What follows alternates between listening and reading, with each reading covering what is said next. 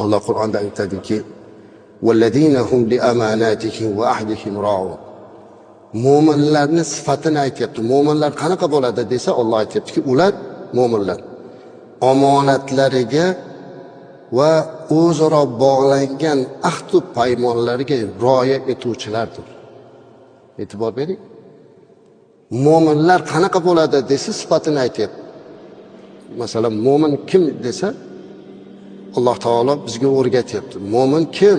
Mo'min omonatiga xiyonat qilmaydigan, va'dasiga, ahdiga vafo qiladigan odam. Payg'ambarimiz alayhisolatu vassalam o'zlari hatto payg'ambar bo'lmasidan turib ham omonatdorligi mashhur bo'lgan zot edi. Shuning uchun Muhammad Amin deyilar. Laqablari shunday bo'lgan. Payg'ambar bo'lishlaridan oldin ham Muhammad Amin deyardi. Ya'ni rostgo'y, omonatdor Muhammad degan laqabni olgan. Rasulimiz alayhisalom aytadilar, mana Abu Dovud va Termiziyda keladi. Addil amanatay, omonat bergan kishini omonatini qaytaring. Sizga xiyonat qilgan kishiga siz xiyonat qilmang dedilar. Bu qilyapti-ku, men ham qilib qo'yaraman demang. U gunoh qilayotganini ko'rsangiz, siz ham gunoh bilan javob bermang deyaptilar payg'ambarimiz alayhisalom. Siz birovda omonati bormi? Omonatini bajaring. La imana liman la amanata lahu. Omonati bo'lmagan, omonatga vafo qilmagan odamda iymoni bo'lmaydi. Wala dina liman la ahda lahu. Va'dasiga vafo qilmagan odamda dini bo'lmaydi dedilar payg'ambarimiz alayhisalom.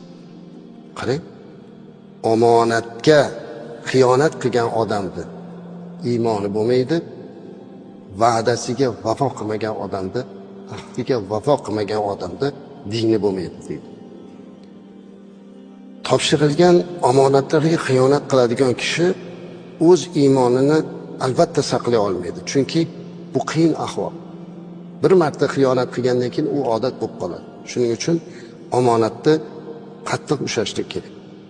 Hazrat Ali karramallohu vajhahu aytgan ekanlarki, omonatni ado qilish rizqining kalitidir. Omonatdor odamni rizqi kengayadi.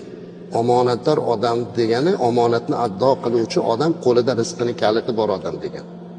Shuning uchun albatta omonatdor bo'lishimiz kerak. Hazrat Umar radhiyallohu anhu bir kuni ko'chada ketayotganlarda bir cho'ponni qo'y boqib yurganini ko'rib qoldi. U kimnidir quli. Haligindan so'radiki, qo'ylaringdan bittasini menga sotmaysanmi dedi. U aytdiki, sotishga haqqim yo'q dedi. Men cho'ponman, mening qo'yim emas dedi. Hazrat Umar radhiyallohu anhu da tanimayapti. Hazrat Umar radhiyallohu anhu aytdilarki, ha bo'pti, xo'jayining qayerdan bilibdi bo'ri yeb ketdi deb qo'ysang, bittasini menga sotib qo'yaver dedi. Shunda haligi yosh yigit qul unga Hazrat Umar radhiyallohu anhuga qarab, bo'ri yeb ketdi deb xo'jayinimni aldarman, lekin Allohni qanday aldayman? Alloh ko'rib turibdi-ku, bu menga omonat u dedi. Haligi ketgandan keyin orqasidan poylatib odam yuborib, o'sha xo'jayindan uni sotib olib ozod qildirdilar Hazrat Umar radhiyallohu anhu.